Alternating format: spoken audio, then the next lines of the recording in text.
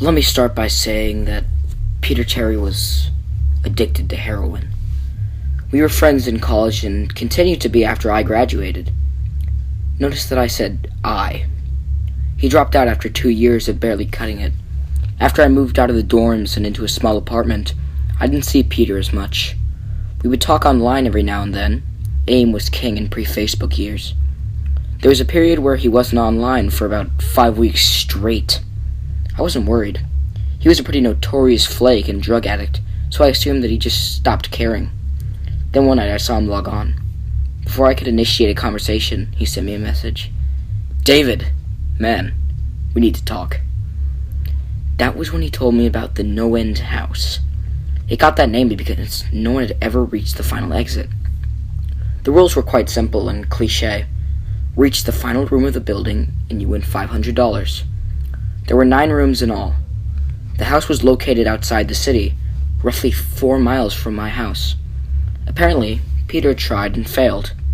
He was a heroin and who knows what the fuck addict, so I figured that drugs got the best of him, and he wigged out at a paper ghost or something. He told me it would be too much for anyone, that it was unnatural. I didn't believe him. I told him I would check it out the next night, and no matter how hard he tried to convince me otherwise, $500 sounded too good to be true. I had to go. I set out the following night. When I arrived, I immediately noticed something strange about the building. Have you ever seen or read something that shouldn't be scary, but for some reason a chill crawls up your spine? I walked toward the building, and the feeling of uneasiness only intensified as I opened the front door. My heart slowed, and I let a relieved sigh leave me as I answered. The room looked like a normal hotel lobby decorated for Halloween. A sign was posted in place of a worker. It read, "Room 1, this way. 8 more follow. Reach the end, and you win." I chuckled and made my way to the first door. The first area was almost laughable. The decor resembled the Halloween aisle of a Kmart, complete with chic ghosts and animatronic zombies that gave a static growl when you passed by. At the far end was an exit. It was the only door besides the one I entered through. I brushed through the fake spider webs and headed for the second room. I was greeted by fog as I opened the door to room 2. The room definitely upped the ante in terms of technology. Not only was there a fog machine, but a bat hung from the ceiling and flew in a circle. Scary. They seemed to have a Halloween soundtrack that one would find in a 99-cent store on loop somewhere in the room. I didn't see a stereo, but I guess they must have used a PA system. I stepped over a few toy rats that wheeled around and walked with a puffed chest across to the next area. I reached for the doorknob and my heart sank to my knees. I did not want to open that door. A feeling of dread hit me so hard I could barely even think. Logic overtook me after a few terrified moments, and I shook it off and entered the next room. Room 3 is when things began to change. On the surface, it looked like a normal room. There was a chair in the middle of the wood-paneled floor. A single lamp in the corner did a poor job of lighting the area, casting a few shadows across the floor and walls. That was the problem. Shadows. Plural. With the exception of the chairs, there were others. I'd barely walked in the door and I was already terrified. It was at that moment that I knew something wasn't right. I didn't even think as I automatically tried to open the door I came through. It was locked from the other side. That set me off. Was something locking the doors as I progressed? There was no way. I would have heard them. Was it a mechanical lock that set automatically? Maybe. I was too scared to really think. I turned back to the room and the shadows were gone. The chair's shadow remained, but the others were gone. I slowly began to walk. I used to hallucinate when I was a kid, so I wrote off the shadows as a figment of my imagination. I began to feel better as I made it to the halfway point of the room. I looked down as I took my steps, and that's when I saw it. Or didn't see it. My shadow wasn't there. I didn't have time to scream. I ran as fast as I could to the other door and flung myself without thinking into the room beyond. The fourth room was possibly the most disturbing.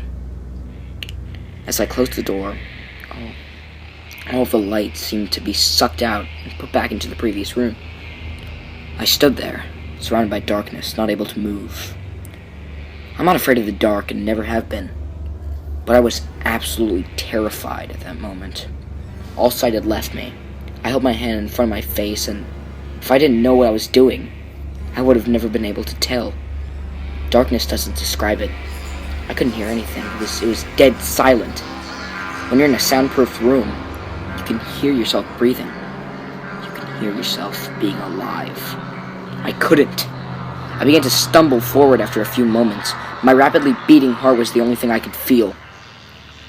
There was no door in sight. Wasn't even sure there was one this time. The silence was then broken by a low hum. I felt something behind me. I spun around wildly, but could barely even see my nose. I knew it was there, though.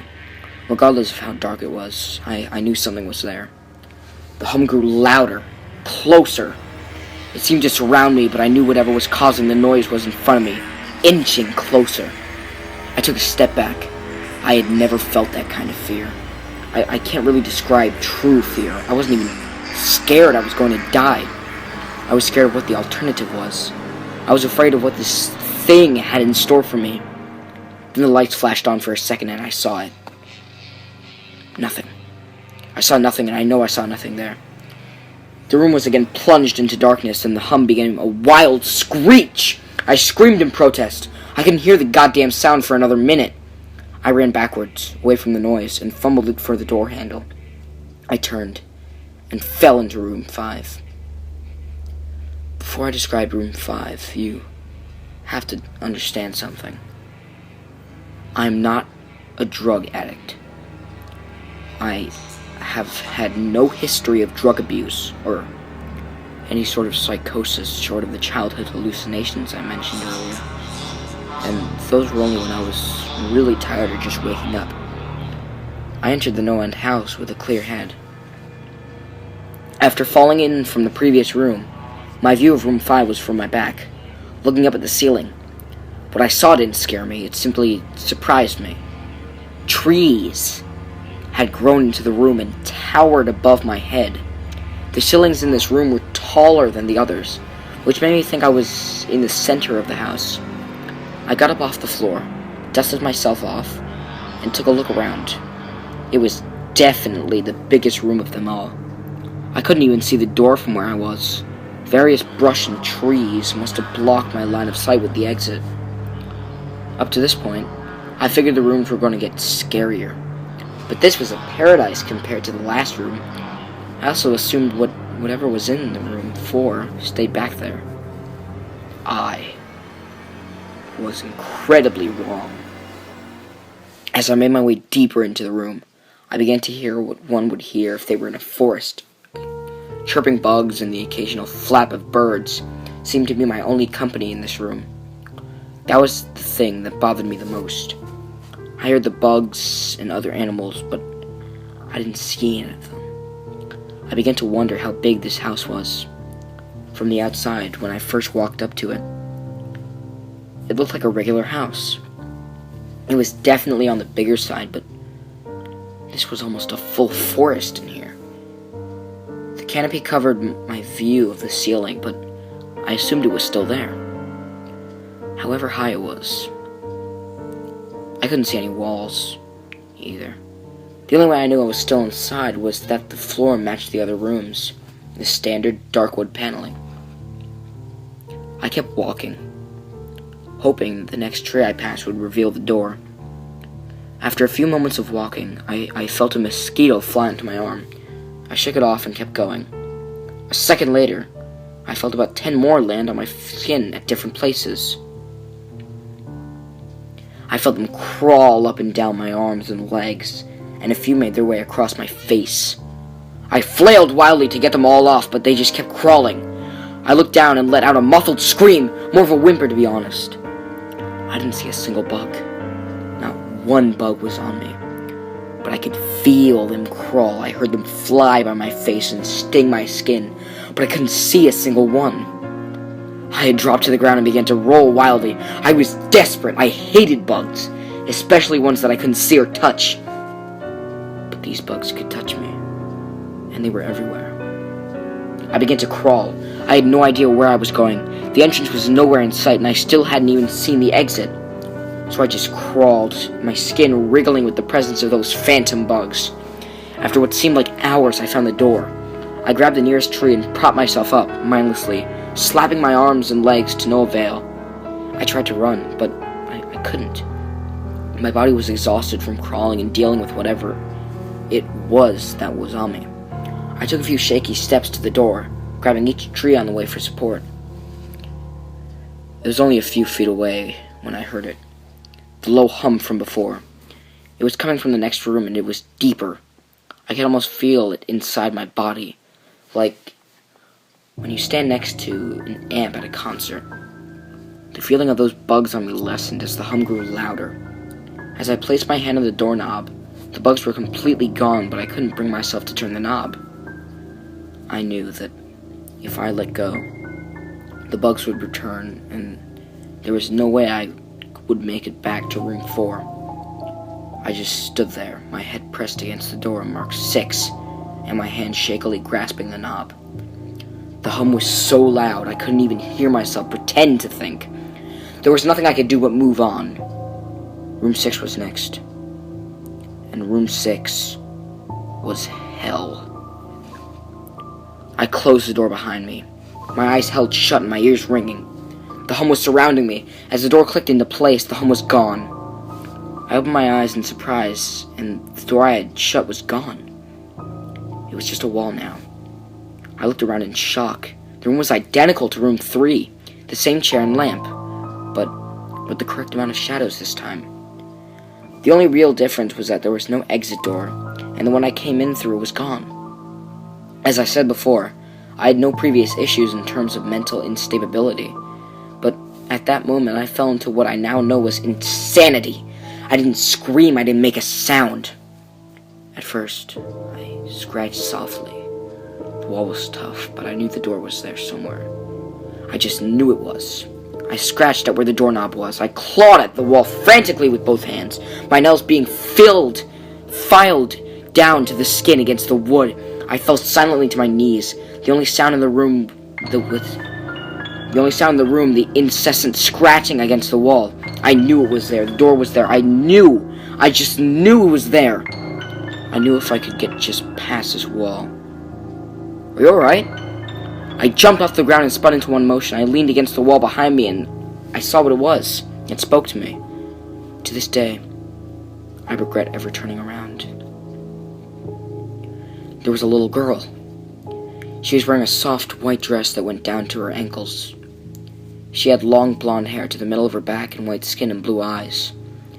She was the most frightening thing I had ever seen, and I know that nothing in my life will ever be as unnerving as what I saw in her. While looking at her, I saw something else.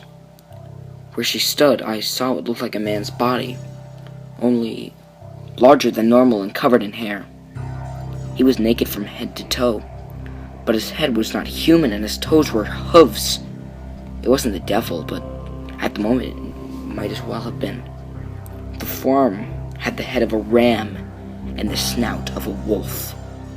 It was horrifying, and it was synonymous with the girl in front of me. They were the same form. I can't really describe it, but I saw them at the same time. They shared the same spot in that room, but it was like looking at 2 separate dimensions. When I saw that girl, I saw the form. And when I saw the form, I saw the girl. I couldn't speak. I could barely even see. My mind was revolting against what it was attempting to process. I'd been scared before in my life, and I had never been more scared than when I was trapped in the 4th room. But that was before room 6. I just stood there staring at whatever it was that spoke to me. There was no exit. I was trapped in here. And then it spoke again. David, you should have listened. When it spoke, I heard the words of the little girl, but the other form spoke through my mind in a voice I won't attempt to describe. There was no other sound. The voice just kept repeating the sentence over and over in my mind, and I agreed. I didn't know what to do. I was slipping into madness, yet couldn't take my eyes off of what was in front of me. I dropped to the floor. I thought I had passed out, but the room wouldn't let me. I just wanted it to end.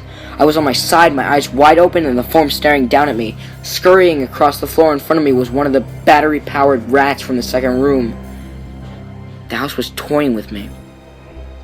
But for some reason, seeing that rat pulled my mind back to whatever depths it was headed, and I looked around the room. I was getting out of there. I was determined to get out of that house and live, and never think about this place again.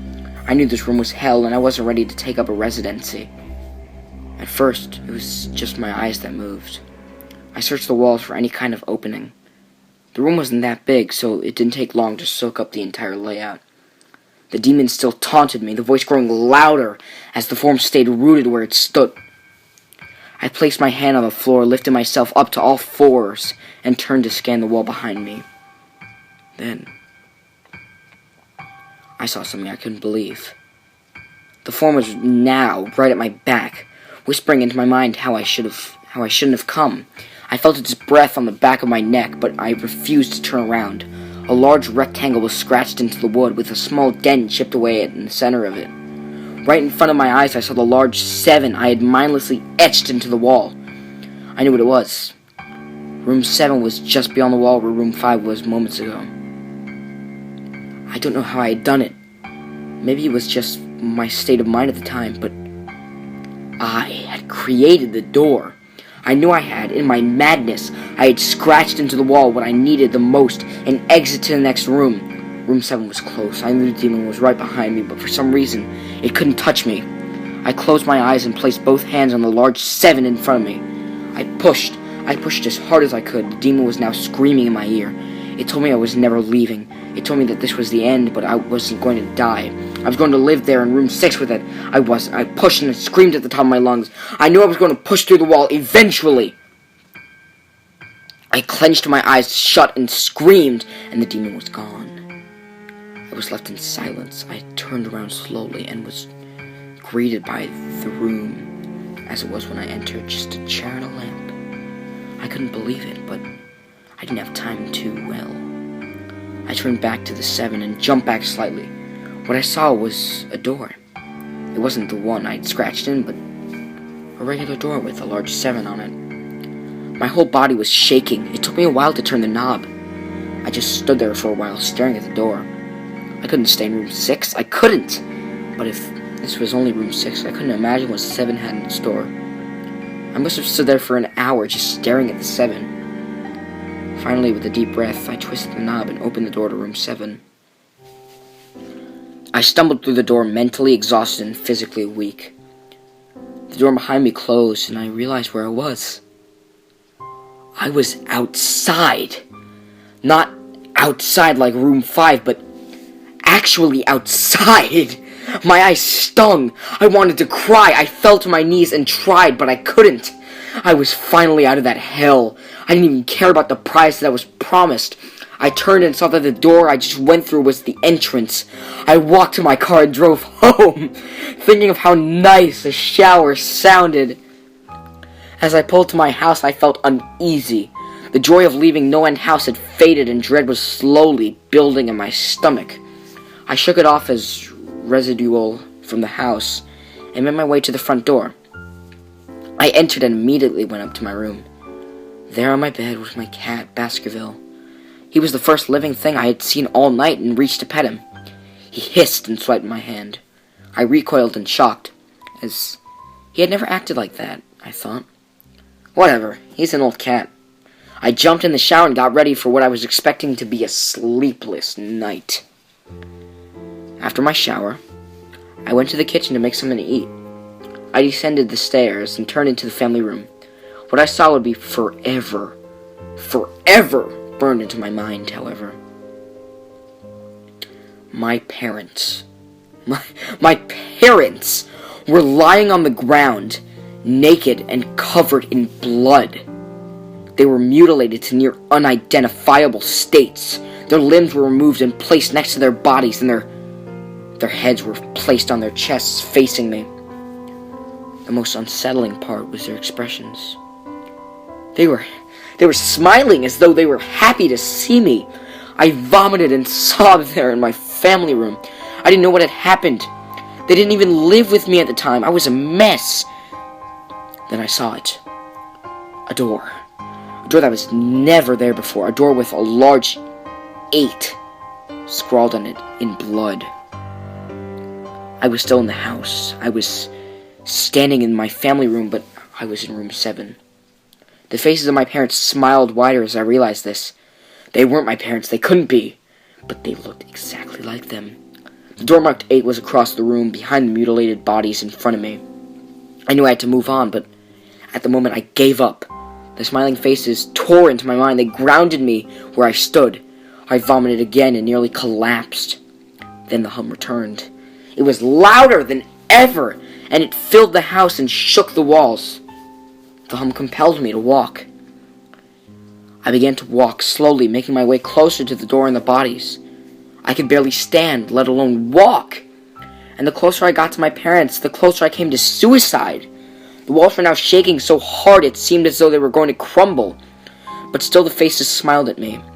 As I inched closer, their eyes followed me. I was now between the 2 bodies, a few feet away from the door. The dismembered hands clawed their way across the carpet towards me, all while the faces continued to stare. New terror washed over me, and I walked faster. I didn't want to hear them speak. I didn't want to hear the voices to match those of my parents. They began to open their mouths, and the hands were inches from my feet. In a dash of desperation, I lunged towards the door and threw it open and slammed it behind me. Room 8. I was done. I was done. After what I had just experienced, I knew there wasn't anything else this fucking house could throw at me that I couldn't live through. There was nothing short of the fires of hell that I wasn't ready for. Unfortunately, I underestimated the abilities of NoEnd House. And unfortunately, things got more disturbing, more terrifying, and more unspeakable in room 8. I still have trouble believing what I saw in room 8. Again, the room was a carbon copy of rooms 3 and 6, but sitting in the unusually empty chair was a man. After a few seconds of disbelief, my mind finally accepted the fact that the man sitting in the chair was me. Not someone who looked like me, it was David Williams. I walked closer. I had to get a better look, even though I was sure of it. He looked up at me, and I noticed tears in his eyes. Please don't do it. Please don't hurt me. What? I asked. Who are you? I'm not going to hurt you. Yes, you are. He was sobbing now. You're going to hurt me, and I don't want you to. He sat in the chair with his legs up and began rocking back and forth. It was actually pretty pathetic looking, especially since he was me. Identical in every way. Listen, who are you? I was not only a few feet from my doppelganger. It was the weirdest experience yet, standing there talking to myself. I wasn't scared, but I would be soon. Why are you... You're going to hurt me, and you're going to hurt me. If you want to leave, you're going to hurt me. Why are you saying this? Just calm down, alright? Let's try and figure this... And then I saw it. The David sitting down was wearing the same clothes as me, except for a small red patch on his shirt embroidered with the number 9. You're going to hurt me, and you're going to hurt me. You're going to hurt me. My eyes didn't leave the small number on his chest. I knew exactly what it was. The first few doors were plain and simple, but after a while they got a little more ambiguous. 7 was scratched into the wall, but by my own hands. 8 was marked in blood above the bodies of my parents, but 9. This number was on a person, a living person. Worse still, it was on a person that looked exactly like me. David? I had to ask. Yes? You're going to hurt me, you're going to hurt me. He continued to sob and rock. He answered to David. He was me, right down to the voice, but that 9, I paced around for a few minutes while he sobbed in his chair. The room had no door, and similarly to room 6, the door I came through was gone. For some reason, I assumed that scratching would get me nowhere this time. I studied the walls and floor around the chair, sticking my head underneath and seeing if anything was below. Unfortunately, there was. Below the chair was a knife. Attached was a tag that read, "To David. From management." The feeling in my stomach as I read the tag was something sinister. I wanted to throw up, and the last thing I wanted to do was remove that knife from under the chair. The other David was still sobbing uncontrollably. My mind was spinning into an attic of unanswerable questions. Who put this here, and how did they get my name? Not to mention the fact that as I knelt on the cold wood floor, I also sat in that chair, sobbing in protest of being hurt by myself. It was all too much to process. The house and the management had been playing with me this whole time. My thoughts for some reason turned to Peter and whether or not he got this far. If he did, if he met a Peter Terry sobbing in this very chair, rocking back and forth. I shook those thoughts out of my head. They didn't matter. I took the knife from under the chair, and immediately the other David went quiet. "David," he said in my voice, "what do you think you're going to do?" I lifted myself from the ground and clenched the knife in my hand. "I am going to get out of here." David was still sitting in the chair, though he was very calm now. He looked up at me with a slight grin. I couldn't tell if he was going to laugh or strangle me. Slowly he got up from the chair and stood facing me. It was uncanny. His height and even the way he stood matched mine. I felt the rubber hilt of the knife in my hand and gripped it tighter. I don't know what I was planning on doing with it, but I had a feeling I was going to need it. "Now," his voice was slightly deeper than my own, "I'm going to hurt you. I'm going to hurt you, and I'm going to keep you here." I didn't respond. I just lunged and tackled him to the ground. I had mounted him and looked down, knife poised and ready. He looked up at me, terrified. It was like I was looking in a mirror. Then the hum returned low and distant, though I still felt it deep in my body. David looked up at me as I looked down at myself. The hum was getting louder, and I felt something inside me snap. With one motion, I slammed the knife into a patch on his chest and ripped down. Blackness fell on the room, and I was falling. The darkness around me was like nothing I'd experienced up to that point. Room 4 was dark, but it didn't come close to what was completely engulfing me. I wasn't even sure I was falling after a while. I felt weightless, covered in dark, then a deep sadness came over me. I felt lost, depressed, and suicidal. The sight of my parents entered my mind. I knew it wasn't real, but I had seen it, and the mind has trouble differentiating between what is real and what isn't. The sadness only deepened. I was in room 9 for what seemed like days. The final room. And that's exactly what it was, the end. NoEnd House had an end, and I had reached it. At that moment, I gave up. I knew I would be in that in-between state forever, accompanied by nothing but darkness. Not even the hum was there to keep me sane. I had lost all senses. I couldn't feel myself. I couldn't hear anything. Sight was completely useless here. I searched for a taste in my mouth and found nothing. I felt disembodied and completely lost. I knew where I was. This was hell. Room 9 was hell. Then it happened. A light. One of those stereotypical lights at the end of the tunnel. I felt ground come up from below me, and I was standing. After a moment or two of gathering my thoughts and senses, I slowly walked towards that light. As I approached the light, it took form. It was a vertical slit down the side of an unmarked door. I slowly walked through the door and found myself back where I started. The lobby of NoEnd House. It was exactly how I left it. Still empty, still decorated with childish Halloween decorations. After everything that had happened that night, I was still wary of where I was. After a few moments of normalcy, I looked around at the place, trying to find anything different.